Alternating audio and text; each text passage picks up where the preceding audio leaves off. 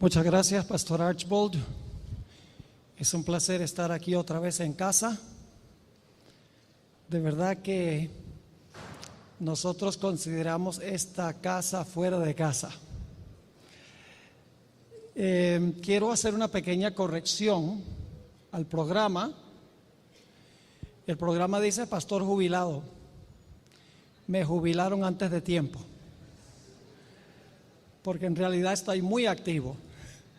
Todavía soy pastor de la Iglesia Central en Fresno, California, y además de eso soy presidente de una organización que se encarga de producir programación para televisión. En inglés se llama Secrets Unsealed, en español Secretos Revelados. Pero no estaban muy lejos de la realidad, porque en realidad tengo planes de jubilarme en el mes de agosto. Así que me jubilaron un poquito antes de tiempo, pero está bien. Yo tengo un espíritu de perdón.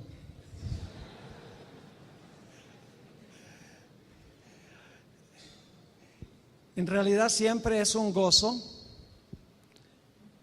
venir a esta institución donde invertí 9 años de mi vida. Tuve el privilegio de estudiar teología acá desde 1969 a 1971, y luego tuve el privilegio de enseñar teología por 6 años entre 1978 y 1983. Veo aquí al pastor Terreros. Hace mucho tiempo que no lo veía. Se estaba escondido por ahí en el sur de México, pero qué bueno que reapareció. Costa Rica estuvo también, ¿verdad? Sí. Yo estuve en Costa Rica hace como una semana, más o menos. Bien, me ha correspondido un tema que se presta para controversia en la iglesia. No es uno de los temas más controversiales ahora. Creo de todos los lugares que he tenido el privilegio de visitar, el tema más conflictivo en la actualidad es el de la Trinidad. Hay otros temas conflictivos, pero donde quiera que voy encuentro preguntas en cuanto a la doctrina de la Trinidad. Pero a mí me corresponde compartir con ustedes algo sobre la naturaleza. Gracias. Sobre la naturaleza de Cristo. Y quiero decir al comenzar en esta tarde que no pretendo tener toda la información en cuanto a esto. El Espíritu de Profecía dice que vamos a estar estudiando esto por la eternidad.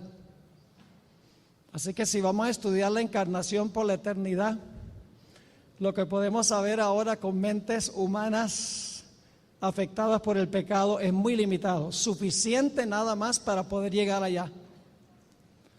Pero creo que hay algunas indicaciones que nos pueden ayudar al enfrentarnos a este tema, que es un tema muy importante.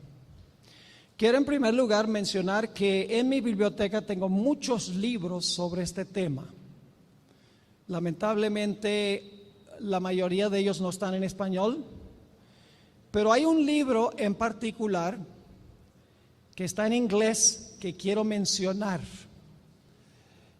Es el libro que para mí ha sido más útil que cualquier otro libro al estudiar este tema sobre la naturaleza de Cristo. Es el libro, y lamentablemente se agotó la impresión y no han vuelto a imprimir el libro, a publicar el libro. Es un libro escrito por un filósofo adventista, teólogo, con el nombre de Jean Surcher. El libro se titula Touched with Our Feelings, tocado con nuestros sentimientos. Es un estudio histórico-teológico. Desde los primeros años de la historia de la iglesia, aún antes de que comenzara la historia oficial de la iglesia adventista, hasta el año 1999, cuando el libro fue publicado. Debo decir que el autor del libro está muerto ahora, pero fue durante su vida director del Departamento de Investigación Bíblica de la División Euroafricana y también fue secretario de esa división. Además de eso, fue profesor de teología en varias instituciones adventistas. Su libro fue publicado en el año 1999, en una época cuando la Review and Herald, que es una de las dos casas publicadoras oficiales de la iglesia, había dicho que no iban a publicar más libros sobre el conflicto en cuanto a la naturaleza de Cristo, pero publicaron este libro. Es un estudio que considero ser muy abarcante, donde trata básicamente todos los asuntos relacionados con el conflicto en la iglesia con respecto a la naturaleza de Cristo. Debo decir que el doctor Churcher, como lo pronunciaríamos nosotros, también escribió un libro de aclamación internacional aún en el mundo no adventista, publicado por la Asociación Filosófica Internacional. El libro se llama La naturaleza y el destino del hombre. Así que no solamente el que escribió el libro es un teólogo, sino que es un filósofo de primera categoría, o era hasta que murió. Así que si por algún motivo leen el idioma del cielo,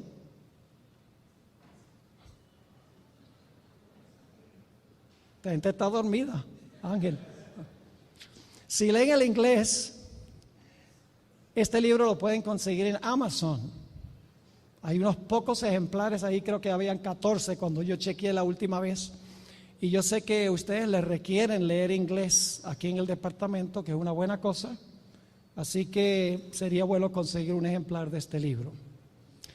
Quiero decir también a manera de introducción que la doctrina de la naturaleza de Cristo está relacionada con varias otras disciplinas de la teología sistemática.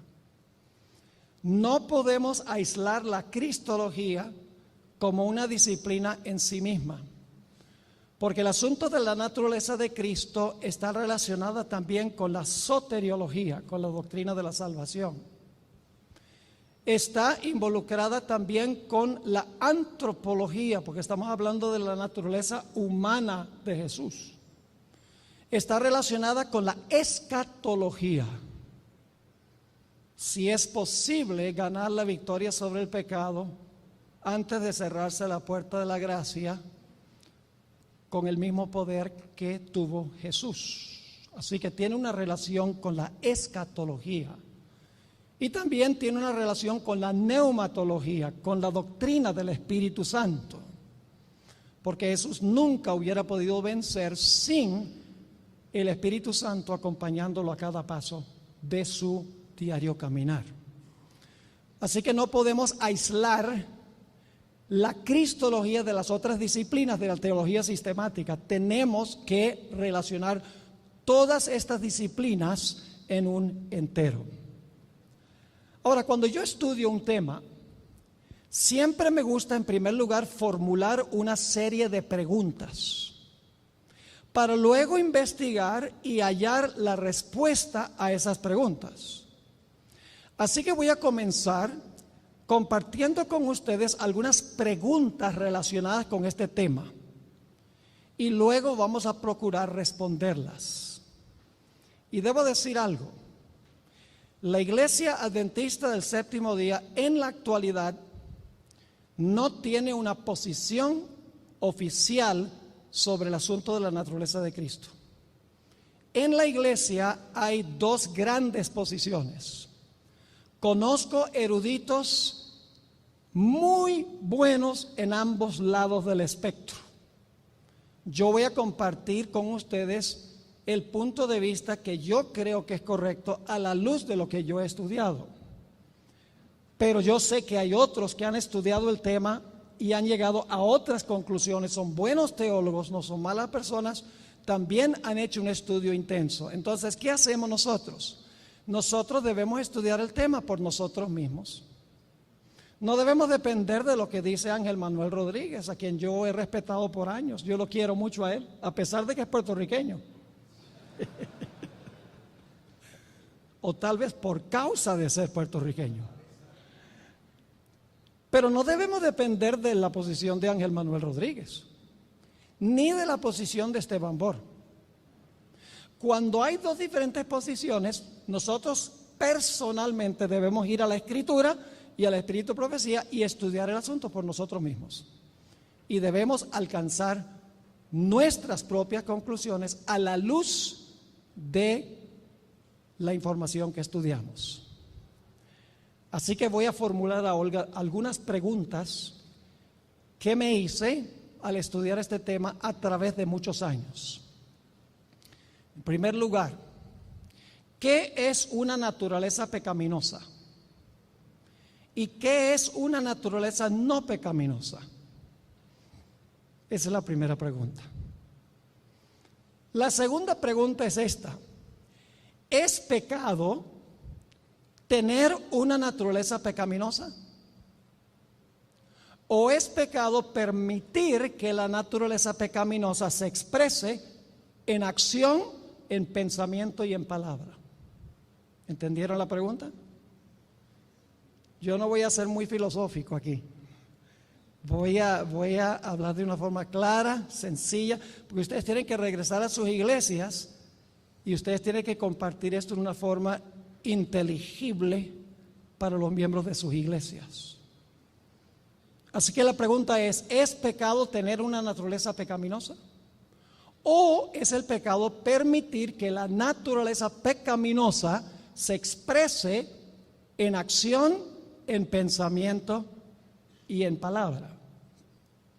Otra pregunta: ¿en qué difiere el concepto católico del pecado original del concepto adventista de que heredamos una naturaleza pecaminosa? ¿En qué difiere el concepto católico del pecado original? Que básicamente la idea es que una persona hereda el pecado original de Adán. Somos culpables del pecado de Adán porque estábamos en él. Aún antes de pecar, según la teología católica, ya somos culpables del pecado de Adán. Así que ¿en qué difiere el concepto católico del pecado original del concepto adventista de heredar una naturaleza pecaminosa?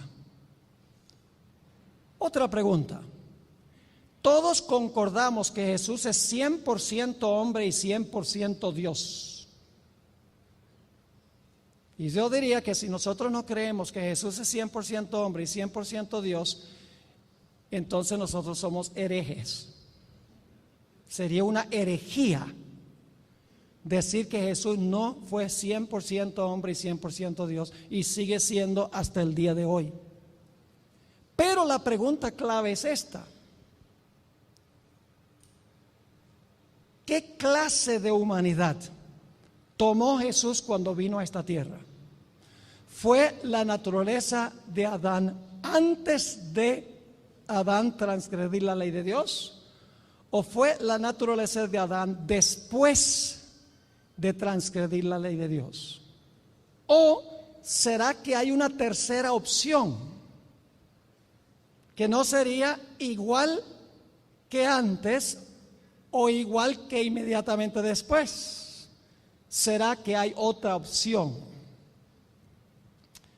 Otra pregunta: ¿qué quiso decir la hermana White cuando afirmó que en Jesús no había propensiones malas hacia el pecado?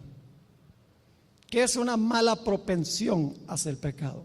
¿Qué es una inclinación hacia el pecado? ¿Será que una propensión o una inclinación es pecado? Otra pregunta: ¿es justo que Jesús nos pida que sigamos su ejemplo si tuvo una naturaleza humana diferente o superior a la nuestra? ¿Entendieron la pregunta?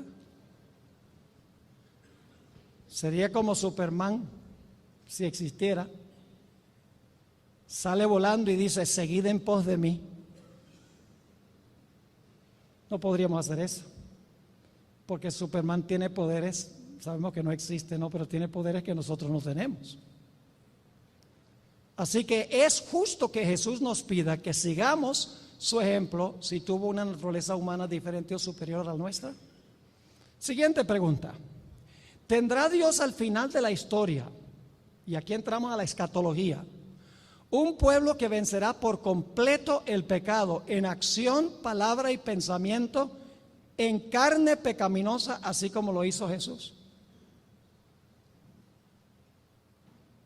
Hay muchos en la iglesia que dicen que no, que vamos a continuar pecando hasta que Cristo venga. La pregunta clave es, ¿será que Dios tendrá al final de la historia un pueblo que, aunque tenga la naturaleza pecaminosa, no permitirá que la naturaleza pecaminosa se exprese en acción, en palabra o aún en pensamiento? Les digo de una vez que si creemos en el espíritu de profecía, la respuesta a esa pregunta es sí. Porque la hermana White tiene múltiples citas donde ella habla sobre eso. Otra pregunta. ¿Cuándo le quitará Dios a su pueblo la naturaleza pecaminosa? Es una pregunta muy importante. Y la respuesta es que, y vamos a analizarlo un poquito más detenidamente, no será quitada sino hasta que Cristo transforme este cuerpo vil a semejanza del cuerpo de gloria de Cristo. Pero el hecho de que Dios va a quitar la naturaleza carnal cuando Jesús venga, no significa que la naturaleza carnal se va a expresar en acción hasta ese momento. Siguiente pregunta. ¿Continuarán los hijos de Dios pecando en acción, pensamiento y palabra después de cerrarse la puerta de la gracia? Otra pregunta. ¿Podremos continuar enviando pecados al santuario después de cerrarse la puerta de la gracia?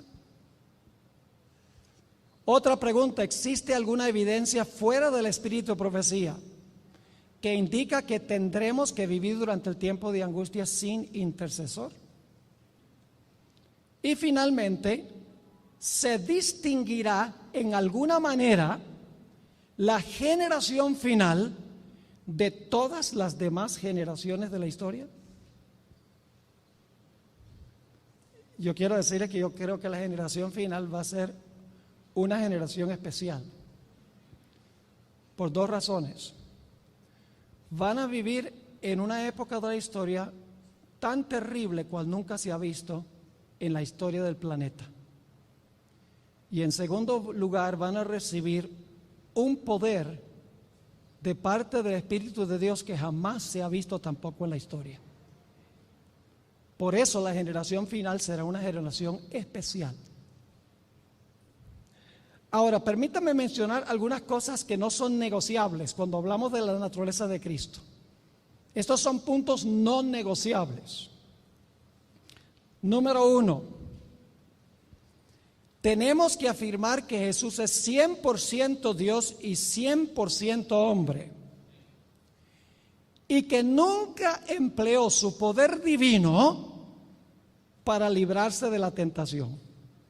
Eso no es negociable, porque si Jesús hubiera usado su poder divino, inmediatamente Satanás hubiera sido trampa, porque Dios no puede ser tentado, dice la Escritura. Así que el primer punto que no es negociable es que Jesús es 100% Dios y 100% hombre, y Jesús nunca empleó su poder divino para vencer la tentación. Siempre dependió del poder divino de su Padre. Otro punto que no es negociable es que es posible para nosotros vencer como Cristo venció si cumplimos con las mismas condiciones. Elena White tiene tantas citas sobre esto que yo no sé cómo la gente duda de que se pueda ganar la victoria como la ganó Jesús, con el mismo poder que tuvo Jesús. Eso no es negociable. si creemos en el espíritu de profecía y también en algunos textos bíblicos. Otro punto que no es negociable es que las tentaciones de Jesús fueron mucho mayores que las que sufrió Adán.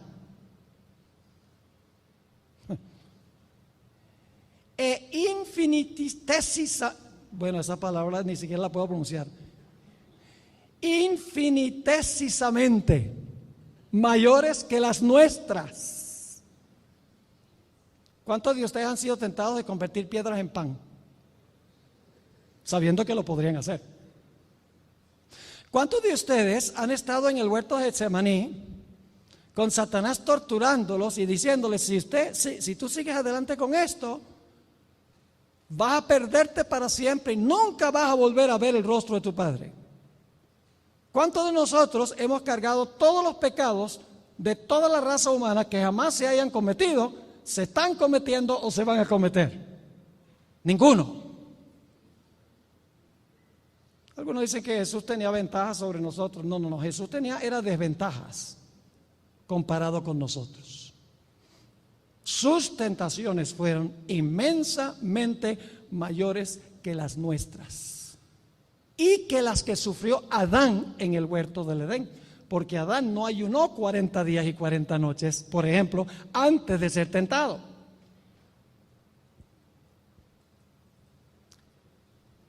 Siguiente punto es que Jesús no cultivó propensiones malas hacia el pecado. En el caso de Jesús, el instante que llegaba la tentación, Jesús nunca deliberó, ¿lo hago o no lo hago? El Señor Jesucristo, el instante que llegaba la tentación, abortaba la tentación. No se inclinaba, no tendía a cometer el pecado. El momento que el pecado llega, la tentación llegaba a Jesús, Jesús frenaba la tentación y decía no. La sierva de Dios dice que Jesús no tenía las tendencias al pecado, y eso tendremos que estudiar qué significa. Ahora, permítame mencionar otros asuntos antes de trazar un poquito de material histórico. Hay dos lados de los cuales debemos nosotros cuidarnos al hablar del asunto de la naturaleza de Cristo. Algunos usan la posición prelapsaria para justificar el pecado. Dicen, no, Jesús tenía la naturaleza de Adán antes de la transgresión. ¿Qué esperanza hay para mí? Yo no tengo esa naturaleza. Y lo usan como una excusa para decir que seguiremos pecando hasta que Cristo venga. Ese es un extremo del cual tenemos que cuidarnos. El otro extremo, que en la iglesia hoy es igualmente peligroso, es usar una posición poslapsaria para apabullar a todos los que no alcanzan nuestra norma de perfección. Porque hay algunos que usan el asunto de la naturaleza de Cristo para maltratar a los que no alcanzan su nivel de piedad. Así que hay que cuidarse de los dos extremos. No usar la posición prelapsaria para justificar el pecado, ni la poslapsaria para apabullar a los que no están de acuerdo con nosotros. Otro punto importante. Los que dicen, escuchen, esto es un punto vital. Los que dicen que no es posible vencer el pecado en carne pecaminosa, no están diciendo que la carne es débil. Lo que están diciendo es que Dios no es fuerte. Ustedes no captaron eso. Todavía el almuerzo está funcionando, hay la comida que perece. Voy a repetirlo. Los que dicen que no es posible vencer el pecado en carne pecaminosa, es decir, con una naturaleza pecaminosa, no están diciendo que la carne es débil, porque algunos dicen, no, con una naturaleza pecaminosa la carne es débil, eso no se puede vencer el pecado. Los que están diciendo eso no están diciendo que la carne es débil. Lo que están diciendo es que Dios no es suficientemente poderoso para darnos la victoria sobre la naturaleza pecaminosa. No están diciendo que la carne es débil. Lo que están diciendo es que Dios no es fuerte. Yo pregunto, ¿ustedes creen que Dios tiene suficiente poder para amortiguar la naturaleza carnal del ser humano? Claro que sí. Así que si alguien dice eso, no lo contradigamos. No hay nada peor que tratar de defender lo que es indefensible. Nos empecinamos y nos encerramos en nuestro punto de vista y el resultado es una pelea. Y debo decirles algo, la gente pelea sobre la naturaleza de Cristo. Pero el punto importante no es tener correcto, absolutamente correcto el asunto de la naturaleza de Cristo, sino tener el carácter de Él. Porque si estamos peleando sobre la naturaleza de Cristo, entonces estamos mostrando que no tenemos el carácter de Él. Usted conoce ese texto que dice: casi todo lo puedo en Cristo que me fortalece.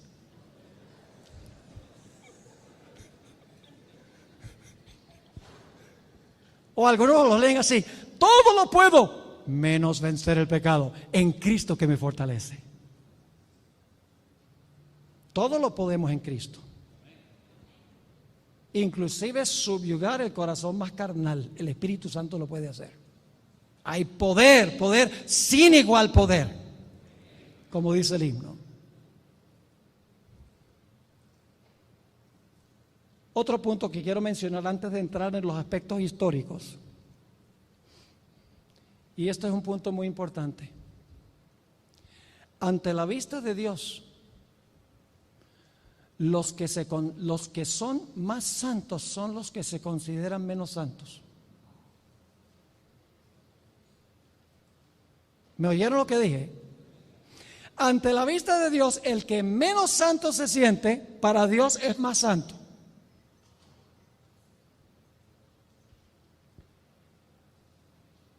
Isaías, cuando captó una visión de la santidad de Dios, estoy deshecho.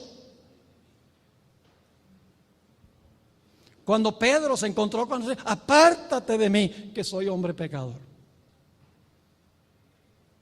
Así que el propósito de hablar de la naturaleza de Cristo no es ponerme en un pedestal y decir yo soy más santo que el otro, como hacen muchos con este asunto de la naturaleza de Cristo.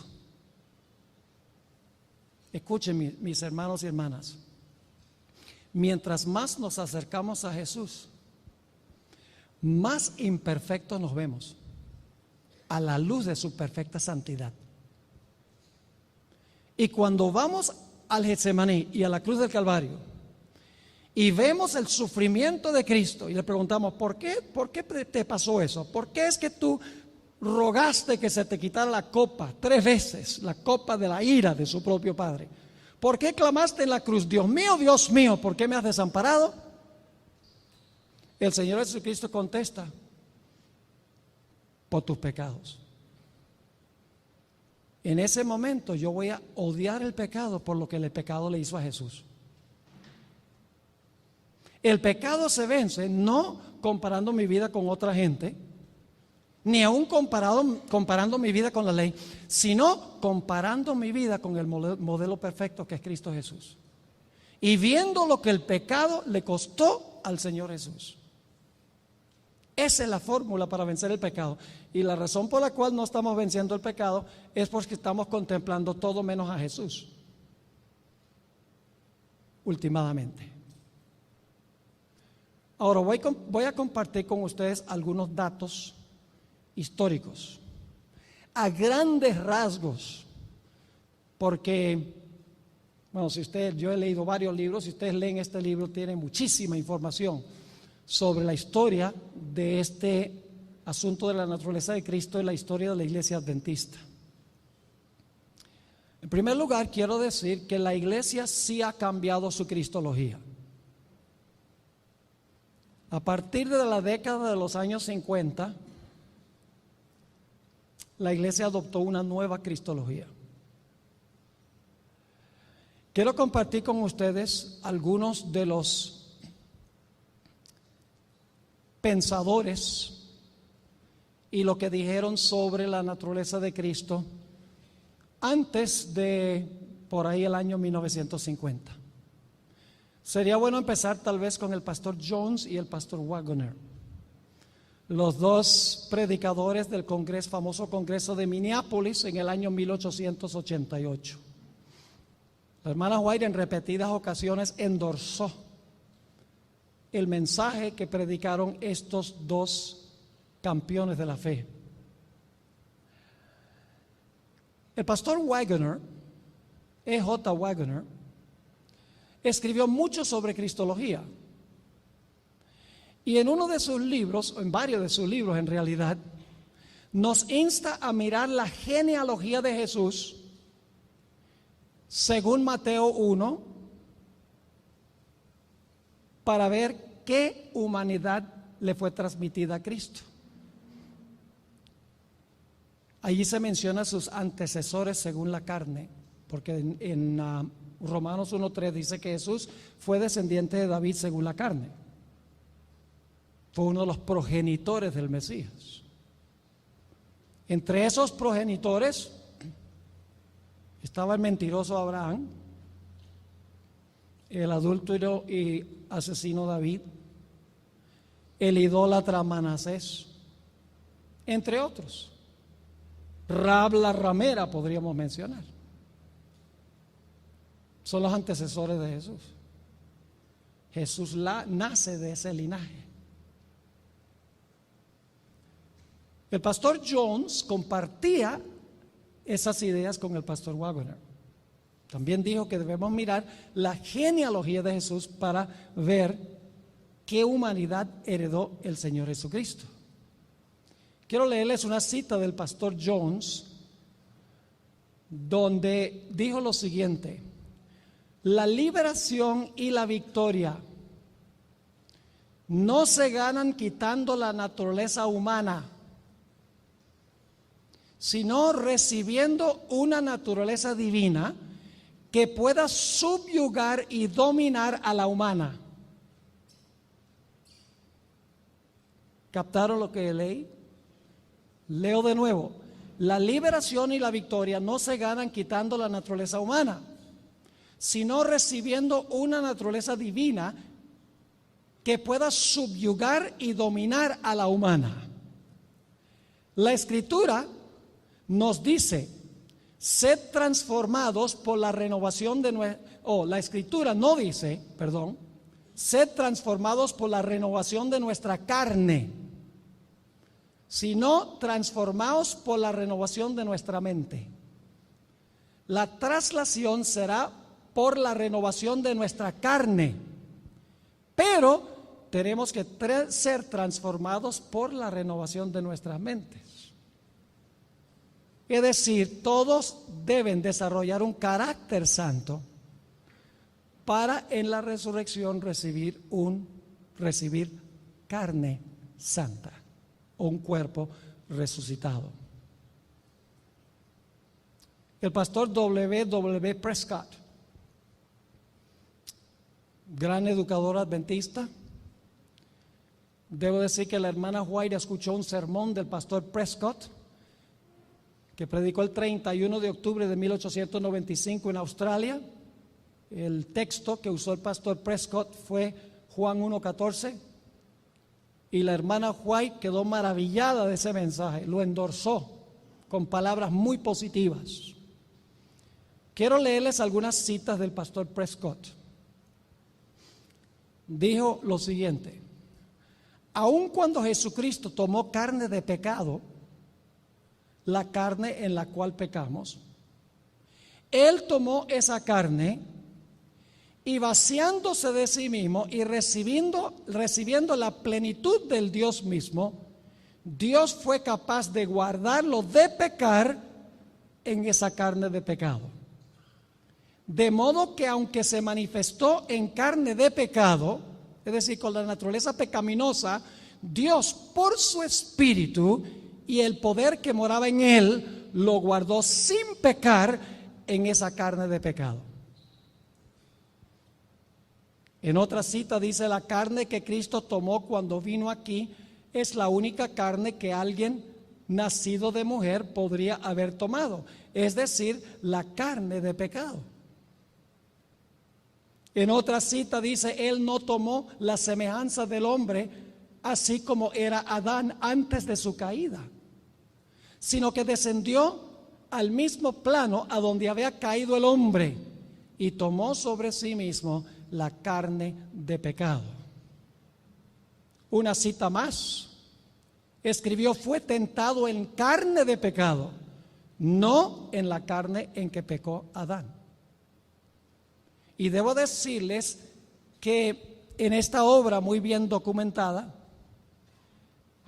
no solamente hay citas de estos personajes que todos reconocemos, sino que hay citas tras cita, tras cita, tras cita de escritores en la iglesia adventista que compartían este mismo punto de vista. Jesús recibió carne de pecado, pero porque el Espíritu Santo controlaba su vida, nunca su carne de pecado se manifestó en acciones de pecado.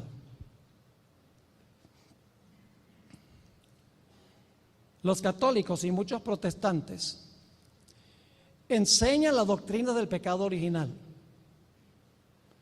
La idea básica es que somos pecadores por nacimiento, culpables simplemente porque pertenecemos a la familia humana como descendientes de Adán. Eso enseña la Iglesia Católica, y por esa razón, dicho sea de paso, es el bautismo de infantes, porque hay que sacar bien temprano la mácula de pecado original. Porque si el bebé muere sin ser bautizado, queda con la mácula de pecado original y se pierde. Pues hay que quitar la mácula bien temprano. Simplemente una persona nace como descendiente de Adán, Dios lo considera culpable de pecado, porque tiene la naturaleza pecaminosa de Adán.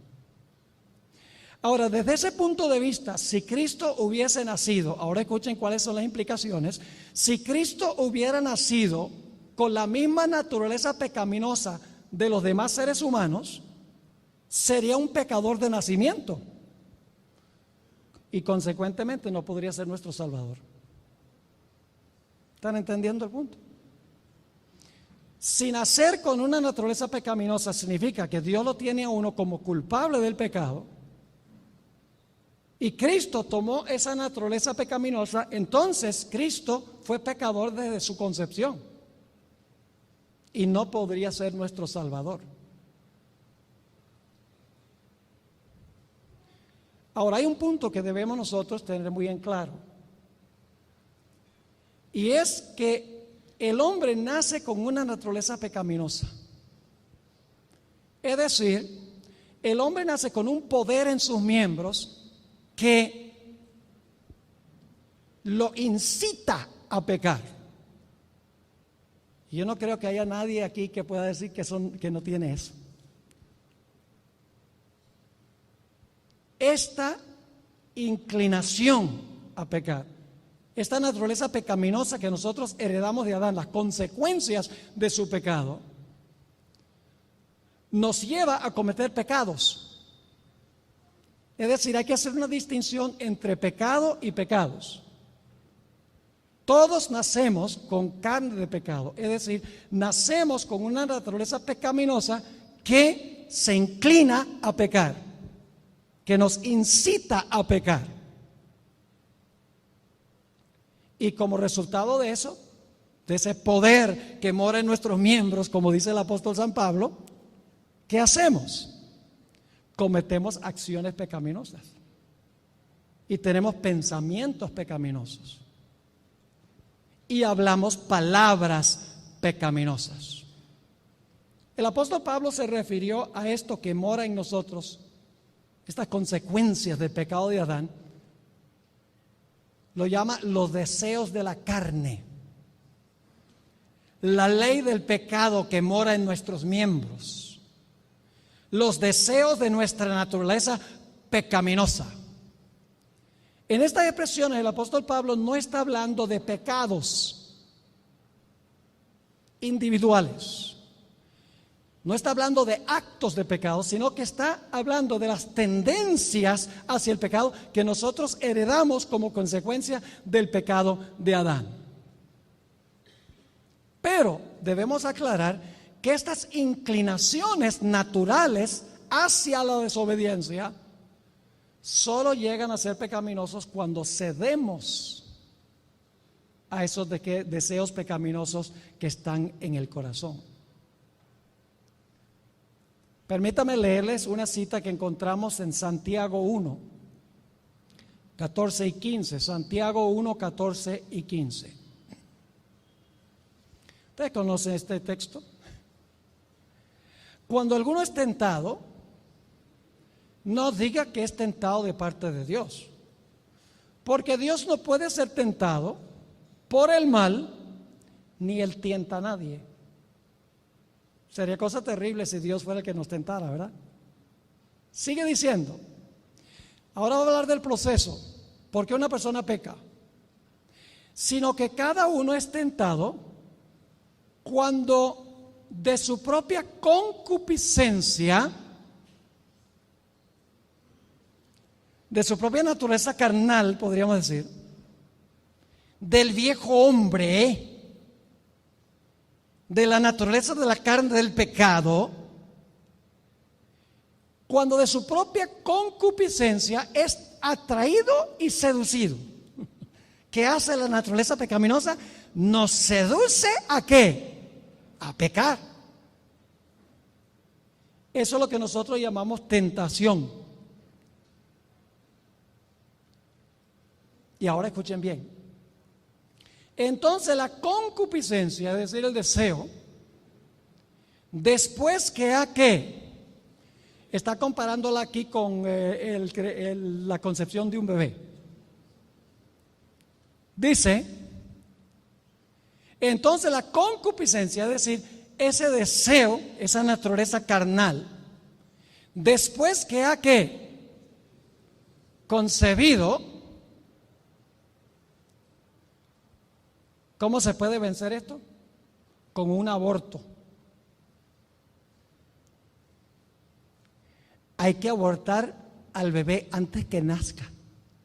No estoy hablando de bebés normales, naturales. ¿Qué hay que hacer cuando esa naturaleza carnal nos incita a pecar? Hay que ¿qué? Hay que cortarlo. Porque dice, después que ha concebido, da a luz ¿qué?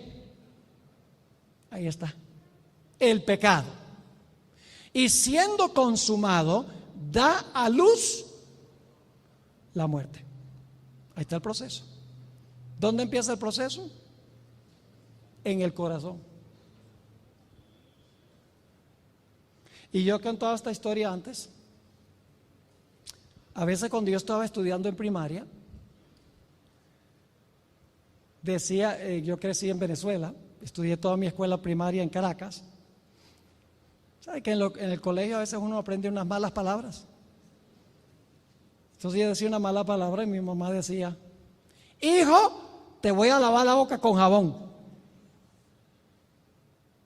Y un día le dije a mi mamá, pero mamá, de nada te vale lavarme la boca, lávame el corazón.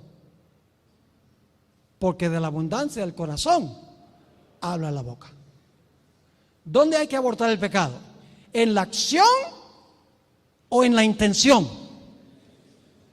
Hay que matarlo aquí antes que fructifique. Eso fue lo que hizo Jesús. El instante que llegaba la tentación, Jesús abortaba la tentación. Decía no. Y el Espíritu de Profecía nos dice a nosotros que nosotros podemos tener ese mismo poder que tuvo Jesús. Permítame leerles algunas citas del Espíritu de Profecía. Y debo decir, ¿saben algo? Yo estaba estudiando durante los últimos años y estoy llegando a la conclusión de que nunca puede haber un reavivamiento general en la iglesia adventista, al menos que nosotros comprendamos estas cosas que estamos estudiando. A esa conclusión he llegado. que la lluvia tardía Dios no la va a derramar hasta que nosotros hayamos comprendido y estemos practicando esto. Permítanme leerles algunas citas del Espíritu Profecía. Mente, carácter y personalidad. Poderoso. Dice, hay pensamientos y sentimientos sugeridos y fomentados por Satanás. ¿Cuántos alguna vez han tenido pensamientos y sentimientos sugeridos por Satanás? ¿Hay alguien aquí que ha tenido eso? Bueno, hay 2 o 3, qué bueno. Hay pensamientos y sentimientos sugeridos y fomentados por Satanás, escuchan, que molestan aún a los mejores hombres.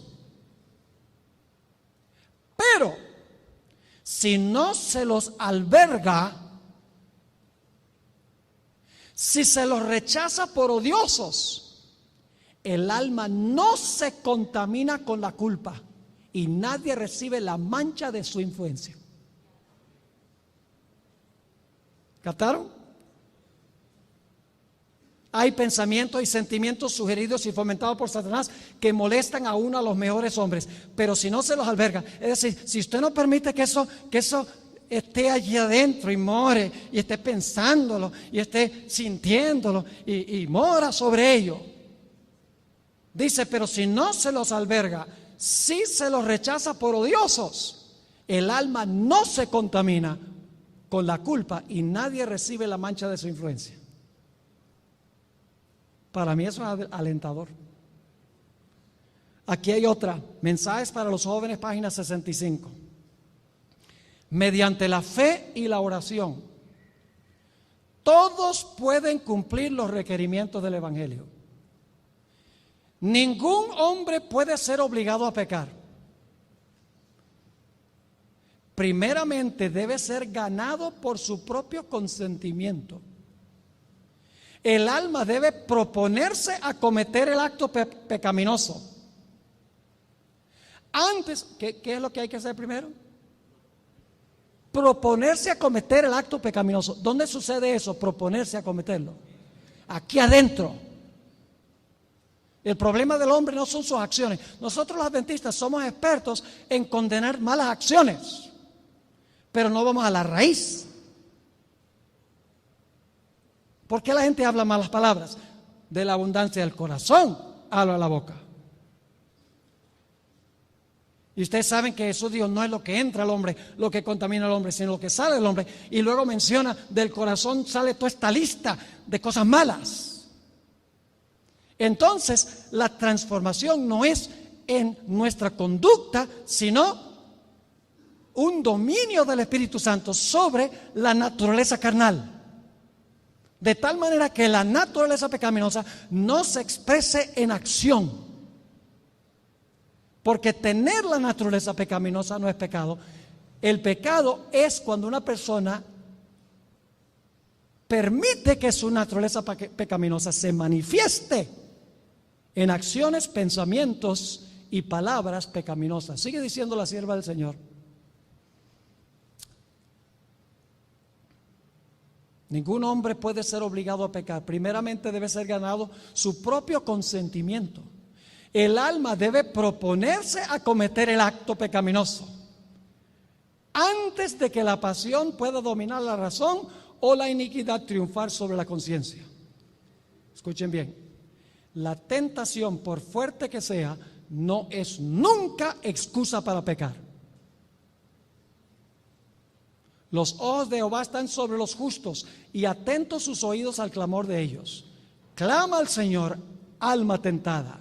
Échate impotente, indigna en brazos de Jesús y echa mano de su auténtica promesa. El Señor oirá. Él sabe cuán fuertes son las inclinaciones del corazón natural. ¿Sabe Jesús cuán fuertes son las inclinaciones de nuestro corazón natural? Él lo sabe. Él ha pasado por esa experiencia. Si no hubiera pasado por esa experiencia, no nos puede ayudar. Porque en cuanto Él padeció ser tentado, es poderoso para ayudar a los que son tentados. Si Él no pasó por eso, no nos puede ayudar. El Señor oirá. Él sabe cuán fuertes son las inclinaciones del corazón natural y ayudará en cada momento de tentación. Aquí hay otra cita. Mensajes Selectos, tomo 1, páginas 111 y 112. En sus conflictos con Satanás, la familia humana dispone de toda la ayuda que tuvo Cristo. ¿Cómo? En sus conflictos con Satanás, la familia humana dispone de toda la ayuda que tuvo Cristo. No necesitamos ser vencidos. Podemos ser más que vencedores mediante aquel que nos amó y ha dado su vida por nosotros. ¿Y qué precio? En su humanidad, el Hijo de Dios, escuchen bien, el Hijo de Dios luchó con las mismísimas, terribles y aparentemente abrumadoras tentaciones que asaltan al hombre. Tentaciones a complacer el apetito, a aventurarse atrevidamente donde Dios no los conduce. Son las 3 tentaciones en el desierto. Y adorar al Dios de este mundo, a sacrificar una eternidad de bienaventuranza por los placeres fascinadores de esta vida. Cada uno será tentado, pero declara la palabra que no seremos tentados más allá de lo que podamos soportar. Podemos resistir y vencer al astuto enemigo. Esa es una promesa. La sierva de Dios también dice, aun cuando tenía Jesús toda la fuerza de la pasión de la humanidad, nunca cedió a la tentación de hacer aquello que no era puro, elevador y ennoblecedor. Tenía toda la pasión de la humanidad, dice aquí, pero nunca cedió a la tentación. Ahora escuchen bien. En este mundo nosotros no nacemos culpables de pecado. La hermana White dice que la única definición en la Biblia del pecado es que el pecado es transgresión de la ley. Y para transgredir la ley, eso tiene que ser una decisión suya a sabiendas de lo que está haciendo. Esa idea de que cuando una persona nace, ya nace pecadora, porque tiene una naturaleza pecaminosa, y que Dios la considera pecadora, eso no es bíblico ni está en armonía con el espíritu de profecía. La Biblia nos dice en Deuteronomio 24:16, Deuteronomio 24:16, escuchen bien, los padres no morirán por los hijos, ni los hijos por los padres, cada uno morirá por su pecado. Y en Ezequiel 18 y el versículo 20 dice, el alma que pecare, esa morirá. El hijo no llevará el pecado del padre, ni el padre llevará el pecado del hijo. La justicia del justo será sobre él, y la impiedad del impío será sobre él. Cuando nosotros nacemos, Dios no nos mira como pecadores. Aunque nacemos con una naturaleza pecaminosa que peca, últimamente Dios nos tiene por responsables cuando escogemos dejar que la naturaleza pecaminosa se exprese en acciones, pensamientos y sentimientos pecaminosos. La sierva de Dios dice en Patriarcas y Profetas, es inevitable que los hijos sufran las consecuencias de la maldad de sus padres, pero no son castigados por la culpa de sus padres, a no ser que participen de los pecados de estos. ¿Captaron eso? ¿Un hijo es castigado por los pecados de su padre? Solamente si ellos repiten esos pecados. Sigue diciendo, por la herencia y por el ejemplo, los hijos llegan a ser participantes de los pecados de sus progenitores.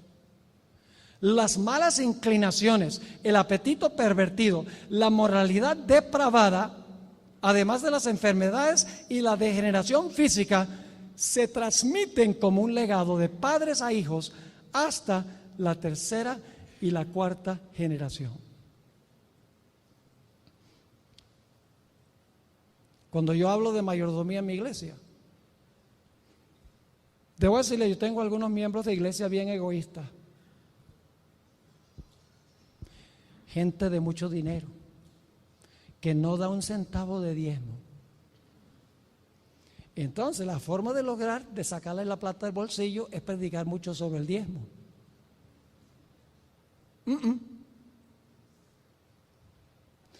Porque donde estuviere vuestro tesoro, ahí está tu corazón. Entonces, lo que tiene que hacer es arreglar el corazón y el dinero sale volando del bolsillo. Lo que tenemos no es un problema de pecados, lo que tenemos es un problema de pecado que se expresa en pecados. Y al menos que resolvamos el problema de la fuente, no vamos a resolver el problema del río o el caudal que sale de la fuente.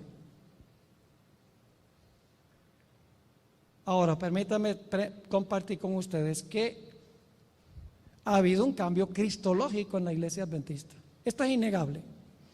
Hasta la revista Spectrum, que Ángel Manuel sabe que esa revista es de la extrema izquierda, en muchas ocasiones no parece ni ser adventista, todo lo critica. Ellos mismos han dicho en múltiples artículos que la cristología adventista cambió alrededor del comienzo de la década de los 50. Así que cuando la gente dice eso, no lo neguemos. No hay nada peor que tratar de negar lo que es innegable. Enfrentémonos al asunto, enseñémosle a los miembros de la iglesia para que entonces ellos puedan tener una experiencia con Cristo. Porque el punto clave no es ganar un debate. El punto clave es ganar un alma. A veces pensamos que el punto clave es ganar el debate. Yo tengo mejores argumentos que aquel. No. Evaluemos los argumentos y entonces, a base de los argumentos, que los miembros lleguen a sus conclusiones, claro, siempre sin criticar al otro lado. Ahora, permítame darles un poquito de historia. En la iglesia adventista hay un libro que ha sido el libro que se usa, es casi la catequesis, el catecismo de la iglesia. Ahora, no me entiendan mal. Ya me van a decir que soy un jesuita infiltrado. Pero un libro que se usó, que se publicó por primera vez en 1915, fue el libro Bible Readings for the Home Circle, que aquí se conoce como las hermosas enseñanzas de la Biblia. Ese libro se publicó en 1915, por aclamación se volvió a publicar en 1936 y luego se publicó otra vez en 1946. Voy a leer de la sección en el libro que se titula Una vida sin pecado. Está hablando de cristología. Y la nota que aparecía debajo de la pregunta, y le voy a decir cuál es la pregunta. ¿Cuán plenamente compartió Jesús nuestra común humanidad? Esa es la pregunta que aparecía en el libro Las hermosas enseñanzas de la Biblia. La respuesta a la pregunta es que Jesús tenía la humanidad nuestra. Jesús tomó la naturaleza pecaminosa del hombre. Voy a leerles esa cita y luego les doy un poquito de historia. Dice, en su humanidad, Cristo participó de nuestra naturaleza pecaminosa caída. ¿Oyeron lo que leí? Hasta 1946 así leía. En su humanidad, Cristo participó de nuestra naturaleza pecaminosa caída. De no ser así, no podría haber sido hecho como sus hermanos.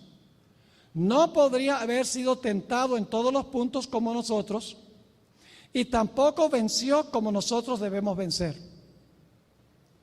Por consecuencia, no sería el Salvador completo y perfecto que el hombre necesita para ser salvo. La idea de que Cristo nació de una madre inmaculada y sin pecado, refiriéndose a la idea de la Inmaculada Concepción de María, la idea de que Cristo nació de una madre inmaculada y sin pecado que no heredó tendencias al pecado y que por eso no pecó, lo remueve de la esfera de un mundo caído y del lugar preciso a donde se necesita su ayuda. En su lado humano, Cristo heredó lo que hereda cada hijo de Adán, una naturaleza pecaminosa. Y quiero decirles, ustedes pueden mirar las publicaciones antes de esto, yendo hasta los orígenes de la iglesia. Esta era la posición que tenía la iglesia. Leo de nuevo. Dice, en su lado humano, Cristo heredó lo que hereda cada hijo de Adán, una naturaleza pecaminosa. En su lado divino, desde su misma concepción, fue engendrado y nacido del Espíritu. En su lado divino, todo esto fue hecho así, a fin de colocar al hombre sobre un terreno ventajoso y para demostrar que así como él, todo aquel que es nacido del Espíritu puede ganar victorias sobre su propia carne pecaminosa. Así es que cada uno debe vencer como Cristo venció. Sin este nacimiento no puede haber victoria sobre la tentación ni salvación del pecado. Cristo recibió, como todos nosotros, una naturaleza pecaminosa, pero cuando Jesús nació, el Señor Jesucristo fue concebido del Espíritu Santo. Jesús nunca tuvo que nacer de nuevo. Desde el momento de su concepción, no solo tenía la naturaleza pecaminosa humana, sino que tenía la presencia del Espíritu Santo. En ese sentido era diferente que nosotros. Ahora, en 1949 se quería publicar otra edición de este libro. Así que le pidieron al pastor D.E. Rebock, quien era profesor en el seminario adventista en Washington, que examinara el libro Las hermosas enseñanzas de la Biblia a fin de preparar una nueva edición, para ver si se necesitaba hacer alguna corrección. Ahora, lo interesante, y esta historia es tan larga que es un poco difícil trazarla en el tiempo que tenemos, pero quiero leer una cita del pastor Froome, quien estuvo involucrado en todo este proceso. Ahora cito lo que dijo el pastor Froome, quien era secretario ministerial de la Conferencia General. Dijo: cuando Rebock encontró la desafortunada nota en la página 174, que es la que le leí, en el estudio sobre la vida sin pecado, reconoció que esto no era verdad. Así que la nota incorrecta fue quitada y no se ha incluido en ninguna edición desde ese entonces. La cita donde dice que Jesús tomó sobre sí la naturaleza pecaminosa del hombre. Ahora es un hecho, hermanos, hermanas,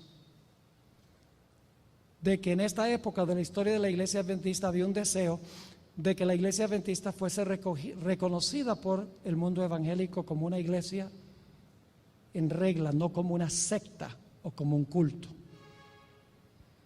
Y por lo tanto, como los protestantes creen que Cristo tomó la naturaleza de Adán antes de la transgresión, esto que estoy compartiendo es bien documentado de parte del pastor Froome y del pastor Anderson. Voy a leer en unos momentos. Ellos mismos dicen, sí, hubo un cambio en la cristología adventista por hacernos más compatibles con los evangélicos. Escribieron, y tengo la cita, donde dice que hay una pequeña minoría en la iglesia que cree que Cristo tomó la naturaleza pecaminosa, pero esa no es la posición que ha sostenido en la iglesia en su mayoría en el pasado. Sencillamente eso no es cierto, cuando uno examina las fuentes. Entre 1955 y 1956, algunos teólogos y líderes adventistas tuvieron 18 reuniones con líderes del mundo evangélico. Y nuestros líderes dijeron, y esto está escrito, yo estoy leyendo sencillamente lo que está documentado, La mayoría de la denominación siempre ha creído que Jesús tomó una naturaleza humana sin pecado, santa y perfecta, a pesar de que ciertos escritores habían logrado ocasionalmente incluir en sus libros puntos de vista contrarios que eran repugnantes para la mayoría. Pero si ustedes examinan la evidencia, no es así. La vasta mayoría, casi con unanimidad, creían que Cristo había tomado sobre sí la naturaleza humana pecaminosa. Y usted dice, si tomó la naturaleza pecaminosa, entonces Jesús fue pecador. El problema es la forma en que nosotros definimos el pecado. El problema es pensar que tener una naturaleza pecaminosa significa que Dios nos tiene responsables por el pecado. El pecado es cuando nosotros respondemos a esa naturaleza pecaminosa, no tenerla en sí.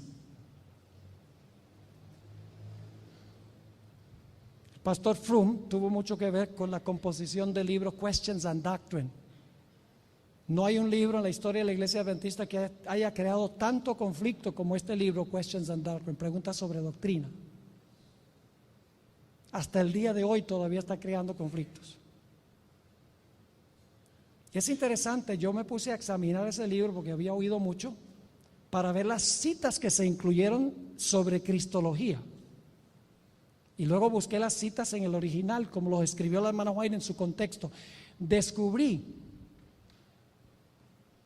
que ese libro ignora citas que abiertamente contradicen el punto de vista que presenta el libro, saca citas de contexto, cita solo partes de citas del Espíritu de Profecía y usa subtítulos que dejan una impresión muy equivocada en cuanto a la naturaleza de Cristo. Permítame leerles aquí de otro pastor de aquella época, el pastor R.A. Anderson, sobre este asunto. Dijo: nuestro Señor participó de nuestra naturaleza humana limitada, pero no de nuestra naturaleza corrupta y carnal, con todas sus propensiones hacia el pecado y la codicia. En Él no había pecado, ni heredado ni cultivado, como tienen en común todos los descendientes naturales de Adán. También declaró: cuando el Dios encarnado irrumpió en la historia humana y llegó a ser uno con la raza humana, entendemos que poseía la naturaleza no pecaminosa con la cual fue creado Adán en el Edén. Sin embargo, el medio ambiente en el cual vivió Jesús fue trágicamente diferente del que había conocido Adán antes de su transgresión. Ahora, la ironía de todo esto es que cuando se publicó el libro Questions and Doctrine, también en el mismo tiempo se publicó el Comentario Bíblico Adventista, entre los años 1953 y 1957. Y además de eso, se publicó Mensajes Selectos tomo 1 y tomo 2. Así que yo me puse a leer Mensajes Selectos tomo 1 y tomo 2, y yo encuentro en esos tomos, yo encuentro la cristología tradicional de la Iglesia Adventista. Y en el Comentario Bíblico Adventista no he examinado la edición que han sacado en tiempos modernos, pero la original que sacaron no había ni vestigio de la nueva cristología, ni en Mensajes Selectos tomo 1 y tomo 2 tampoco. Como les mencionaba, según los católicos, heredamos el pecado original de Adán, y por eso hay que quitar la mancha cuando el niño nace, la mácula. Para nosotros heredamos las consecuencias del pecado de Adán, pero no somos culpables del pecado hasta que escogemos pecar. Heredamos una naturaleza pecaminosa que se inclina al pecado, y por eso Dios nos da una nueva naturaleza divina para subyugar y vencer la naturaleza pecaminosa. Y escuchen bien, mientras más cedemos a los deseos de la naturaleza pecaminosa, más fuerte se vuelve esa naturaleza pecaminosa. Ahora, no queda tanto tiempo. Quiero compartir con ustedes los textos que usaban los teólogos adventistas antes del cambio en la cristología adventista. Los textos que usaban. Romanos 1 y el versículo 3 y 4. Aquí se nos dice que Jesús era hombre y era también Dios, y tenía la herencia de David. Dice acerca de su Hijo, nuestro Señor Jesucristo, que era del linaje de David según la carne. ¿Qué linaje tenía Jesús? El linaje de David según la carne, pero ahora escuchen, que fue declarado Hijo de Dios con poder según el Espíritu de Santidad por la resurrección entre los muertos. Jesús tenía una naturaleza pecaminosa humana como la que tenemos nosotros, pero subyugada por el poder del Espíritu Santo, por la naturaleza divina. Yo pregunto, ¿la Biblia dice que nosotros podemos ser herederos de la naturaleza divina? Lo dice 2 Pedro 1, versículo 4. Podemos ser partícipes de la naturaleza divina, no en forma absoluta, sino la naturaleza divina ayudando a vencer y a subyugar la naturaleza carnal. Usaban también Juan 1:14. Aquel verbo fue hecho carne y habitó entre nosotros. Y ahora fíjense que no era un mero hombre, porque dice, vimos su gloria, gloria como del unigénito del Padre, lleno de gracia y de verdad. Era hombre, sí, tenía nuestra carne, pero también era hijo de Dios. Un texto que se usaba muchísimo era Romanos 8 y el versículo 3, donde dice que Jesús tomó la semejanza de carne de pecado. Y el argumento, la palabra en griego es homoiomati, semejanza, es que bueno, Jesús sí tenía una naturaleza humana semejante a la nuestra, pero no era igual a la nuestra. Y yo estoy de acuerdo. En todo sentido, la naturaleza humana de Cristo no era idéntica a la nuestra. Eso sería imposible. La hermana White lo dijo. Sin embargo, si Jesús vino en semejanza de carne de pecado, no podría haber venido como vino Adán antes de su transgresión, porque Adán no vino, no estaba en el Edén con semejanza de carne de pecado. ¿Me están entendiendo lo que estoy diciendo? Yo pregunto, ¿Adán en el Edén tenía semejanza de carne de pecado? Entonces, cuando dice que Jesús vino con semejanza de carne de pecado, ¿quiere decir que Jesús vino con la naturaleza de Adán antes de la transgresión? No, absolutamente. Otro texto que se usaba mucho, Hebreos 2, 11 al 16, 11 al 18. Voy a leerlo rapidito. Porque el que santifica y los que son santificados de uno son todos, por lo cual no se avergüenza de llamarlos hermanos. ¿Quiénes son los hermanos de Jesús? ¿Un pecador irregenerado que no ha nacido del Espíritu es un hermano de Jesús? No. Porque aquí dice, el que santifica y los que son santificados de uno son todos, por lo cual no se avergüenza de llamarlos hermanos. Nosotros llegamos a ser hermanos de Jesús cuando lo recibimos con nuestro Salvador y nacemos de nuevo. En ese momento llegamos a ser hermanos y hermanas de Jesús. Y eso sucede en el bautismo, dicho sea de paso. Y el bautismo es mucho más profundo de lo que nosotros hemos pensado. El significado del bautismo por inmersión, supremamente profundo. En el momento del bautismo es que nosotros nos unimos con Jesús y nacemos de nuevo, recibimos una naturaleza espiritual, el poder para subyugar la naturaleza carnal en el momento del bautismo. En el momento del bautismo Jesús viene ante el Padre y dice, Padre, tengo un nuevo hermano. Y estoy dramatizando para que puedan entender, y el Padre dice, tiene un nuevo hermano, ¿y cómo se llama tu hermano? Ah, mi hermano se llama Juan Castro. Ah, Juan es tu hermano. Pues si Juan es tu hermano, es hijo mío también. Sigue diciendo en el versículo 14: así que por cuanto los hijos participaron de carne y sangre, él también participó de lo mismo, hablando de Jesús, para destruir por medio de la muerte al que tenía el imperio de la muerte, esto es, al diablo, y librar a todos los que por temor de la muerte estaban durante toda la vida sujetos a servidumbre.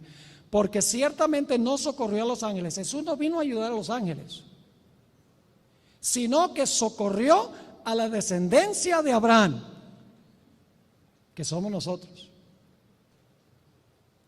Luego dice el versículo 17: por lo cual debía ser en casi todo semejante a los hermanos. ¿Eso es lo que dice? No. Por lo cual debía ser en todo semejante a los hermanos. A los hermanos. Jesús no vino con una naturaleza como la de un borracho que no ha nacido de nuevo. No asumió esa clase de naturaleza humana. Asumió la naturaleza humana de sus hermanos. Sigue diciendo: por lo cual debía ser en todo semejante a sus hermanos, para venir a ser misericordioso, fiel sumo pontífice en lo que a Dios se refiere, para expiar los pecados del pueblo. Pues en cuanto él mismo padeció siendo tentado, es poderoso para socorrer a los que son tentados. Y eso conecta con Hebreos 4:15, que es otro texto que se usaba. Porque no tenemos un sumo sacerdote que no se pueda compadecer de nuestras debilidades, sino uno que fue tentado, ¿qué? En todo, según la semejanza de Adán, según nuestra semejanza, pero aquí está la diferencia, pero sin pecado. Jesús nunca respondió a su naturaleza pecaminosa. Siempre estuvo bajo el control del Espíritu Santo. El instante que Satanás venía con la tentación se cortaba. Usaban Gálatas 4 y 5. Pero cuando vino el cumplimiento del tiempo, Dios envió a su Hijo nacido de mujer y nacido bajo la ley, para que redimiese a los que estaban bajo la ley, a fin de que recibiésemos la adopción de hijos. Ahora algunos dicen: pero pastor, ¿qué día hace uno con el Salmo 51:5? He aquí en maldad he sido formado y en pecado me concibió mi madre. Eso sencillamente está diciendo que cuando nosotros nacemos con una naturaleza pecaminosa. Pero llegamos a ser pecadores cuando transgredimos la ley. Porque la única definición, dice la hermana White, del pecado es que el pecado es transgresión de la ley, que es una decisión que nosotros tomamos de responderle a nuestra naturaleza pecaminosa. Ahora me quedan como 10 minutos según ese reloj. Permítame leerles algunas citas de la hermana White sobre qué naturaleza asumió Jesús. ¿Ustedes me están entendiendo lo que estoy compartiendo? Jesús fue pecador. Jamás, nunca digan eso. Jesús nunca fue pecador. ¿Tenía una naturaleza pecaminosa? Sí, pero nunca se expresó el pecado, porque estaba bajo el control del Espíritu Santo. ¿Lo mismo puede ser cierto de nosotros? Permítame leerles algunas citas de la hermana White. El libro Exaltad a Jesús, página 85. Jesús tomó sobre sí la naturaleza humana y pasó por la infancia, la niñez y la juventud, con el fin de aprender cómo simpatizar con todos y dejar así un ejemplo para todos los niños y jóvenes. Él conoce las tentaciones y debilidades de los niños. ¿Jesús conoció las tentaciones y debilidades de los niños? ¿Pasó por esa misma experiencia? ¿Cómo no? Aquí hay otra, Mensajes Selectos, tomo 1, página 300. Escuchen. Al tomar sobre sí la naturaleza del hombre en su condición caída. La naturaleza del hombre, ¿cómo? En su condición caída, ahora escuchen, Cristo no participó de su pecado en lo más mínimo. Tomó la naturaleza del hombre en condición caída, pero no pecó. Sigue diciendo, fue conmovido por el sentimiento de nuestras debilidades. Y fue en todo tentado según nuestra semejanza, y sin embargo no conoció pecado. No debemos tener dudas en cuanto a la perfección impecable de la naturaleza humana de Cristo. ¿Por qué tenía él esa naturaleza? Porque nunca ¿qué? Porque nunca pecó. Aquí hay otra. Tened en cuenta que la victoria y la obediencia de Cristo es la de un verdadero ser humano. En nuestras conclusiones cometemos muchos errores debido a nuestras opiniones equivocadas acerca de la naturaleza humana de nuestro Señor. Cuando nosotros le damos a su naturaleza humana un poder que es imposible que el hombre tenga en sus conflictos con Satanás, destruimos el carácter completo de su humanidad. ¿Captaron eso? Vuelva a leer. Dice ella, cuando nosotros le damos a su naturaleza humana un poder que es imposible que el hombre tenga en sus conflictos con Satanás, destruimos el carácter completo de su humanidad.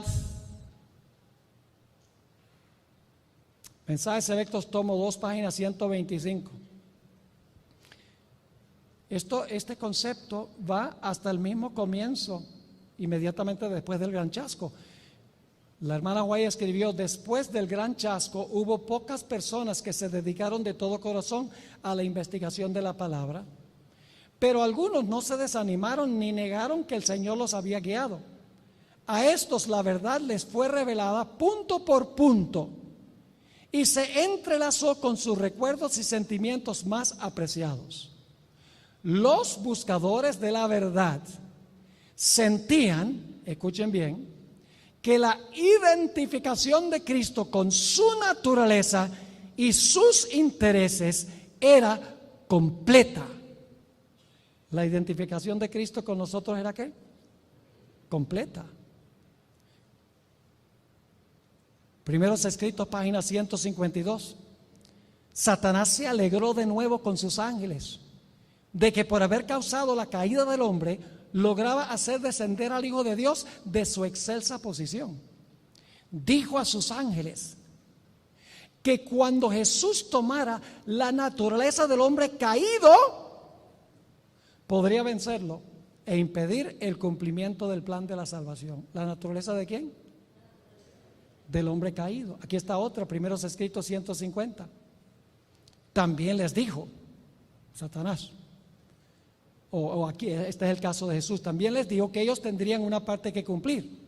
Les dijo a los ángeles fieles, estar con él y fortalecerle en varias ocasiones, que tomaría la naturaleza caída del hombre y su fortaleza no equivaldría siquiera a la de ellos. ¿Tomaría cuál naturaleza? La caída del hombre. Otra cita, Review and Herald, febrero 24, 1874. Solo tengo tiempo para leer uno o dos más. La obra de la redención se podía cumplir tan solo si el Redentor tomaba el lugar del Adán caído.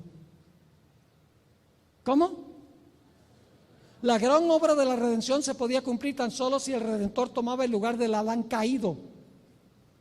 Con los pecados del mundo colocados sobre él, él debía pasar por el mismo terreno a donde tropezó Adán. Sobrellevaría la prueba que Adán fracasó en soportar y que sería casi infinitamente más severa que la que sufrió Adán. Vencería en favor del hombre y conquistaría al tentador para que por medio de su obediencia, su pureza de carácter, su integridad inconmovible, su justicia se le pudiera imputar al hombre, de tal manera que por medio de su nombre el hombre pudiese vencer al enemigo por su propia cuenta. Y voy a leer solo una cita más, tengo muchísimas citas más donde esto está claro. El deseo de toda la gente, página 32, es una de mis favoritas. Dice la sierva del Señor: habría sido una humillación casi infinita para el Hijo de Dios revestirse de la naturaleza humana, aun cuando Adán poseía la inocencia del Edén. Hubiera sido un sacrificio casi infinito para Jesús tomar la naturaleza humana de Adán cuando estaba en el Edén, está diciendo ella. Ahora escuchen. Pero Jesús aceptó la humanidad cuando la especie se hallaba debilitada por 4000 años de pecado. Como cualquier hijo de Adán, no como Adán, como cualquier hijo de Adán, aceptó los efectos de la gran ley de la herencia. ¿Qué aceptó Jesús? Los efectos de la ley de la herencia. Y luego dice ella, está casi como reflejando lo que dijeron Jones y Wagner allí en Minneapolis. Y la historia de sus antepasados terrenales demuestra cuáles eran aquellos efectos. Hay que estudiar la historia de sus antecesores. Mas Él vino con una herencia tal para compartir nuestras penas y tentaciones y darnos el ejemplo de una vida sin pecado. Hermanos y hermanas, es posible vencer como Cristo venció en una naturaleza pecaminosa. Ahora, en el seminario que yo voy a dar, voy a hablar de la generación final. La sierva de Dios tiene unas citas muy interesantes en cuanto al hecho de que el pueblo de Dios tendrá que vivir sin intercesor en el tiempo de angustia. El santuario estará cerrado, viviendo en el peor periodo de la historia del planeta, pero venciendo como Cristo venció, con el mismo poder con el cual Él venció. Esa es la generación que Dios está esperando. Dios está esperando un ministerio consagrado al Señor. No quiere que nosotros estemos preocupados por acumular carros mejores y comprar la casita y tener una vida cómoda. El Señor lo que quiere es que nosotros nos despertemos de nuestro letargo, hermanos y hermanas. Que nosotros le dediquemos tiempo al Señor Jesús, para que cada día podamos reflejar más su carácter y ganar la victoria sobre el pecado. Es posible hacerlo por el poder y la gracia del Señor.